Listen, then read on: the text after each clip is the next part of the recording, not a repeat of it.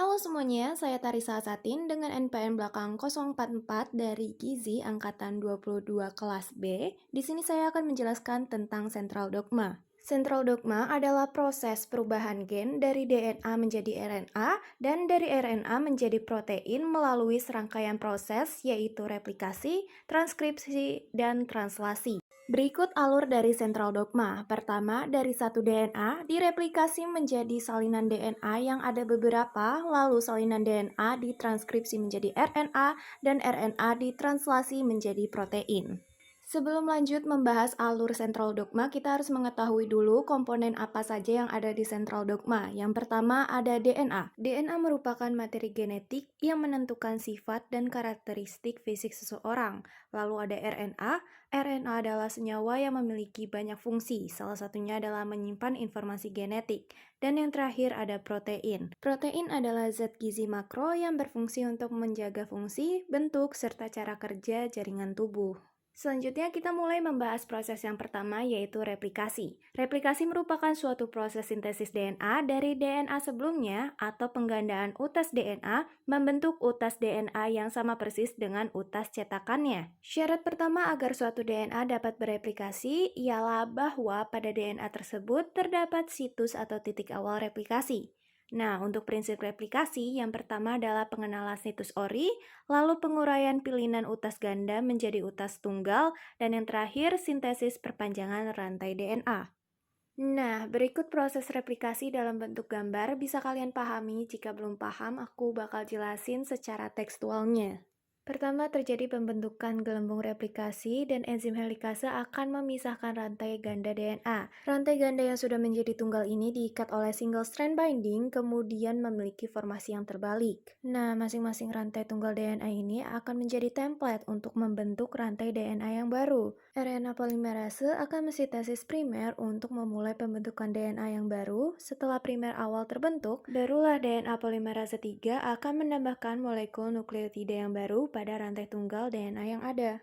Pada leading strands, proses replikasi hanya berjalan sekali dengan menggunakan satu primer, sedangkan pada lagging strand membutuhkan banyak primer untuk sintesis DNA yang baru sehingga terbentuk fragmen Okazaki. RNA primer akan dibuang dan akan disintesis DNA yang baru di celah-celah fragmen Okazaki. Kemudian enzim ligase akan menyambungkan rantai-rantai pendek DNA tersebut. Kita lanjut ke proses yang kedua, yaitu proses transkripsi. Proses transkripsi merupakan proses sintesis RNA dari DNA yang terjadi di dalam inti sel. Dalam proses transkripsi terdapat 3 tahap penting, yaitu inisiasi, sintesis perpanjangan RNA, dan tahap akhir transkripsi. Perlu diingat ya, nggak semua RNA hasil transkripsi itu akan menjadi protein, hanya mRNA yang akan diterjemahkan menjadi protein. Berikut 3 tahap transkripsi yang bisa kalian lihat prosesnya secara visual. Untuk penjelasannya sebagai berikut.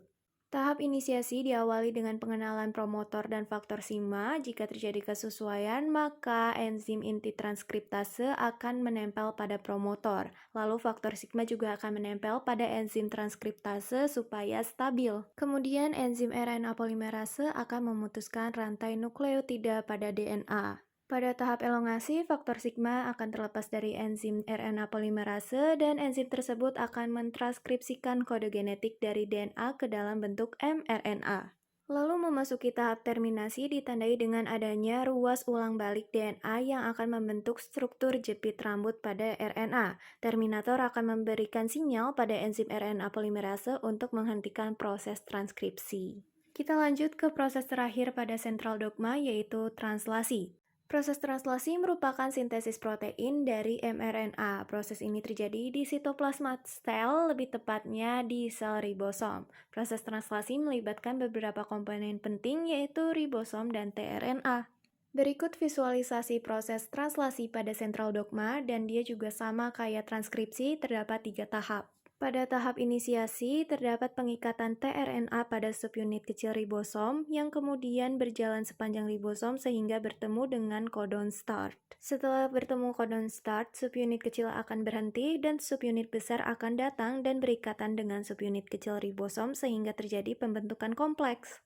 Lalu di tahap elongasi, codon selanjutnya mRNA membutuhkan sekuen antikodon sehingga tRNA akan membawakan asam amino yang sesuai dengan codon tersebut.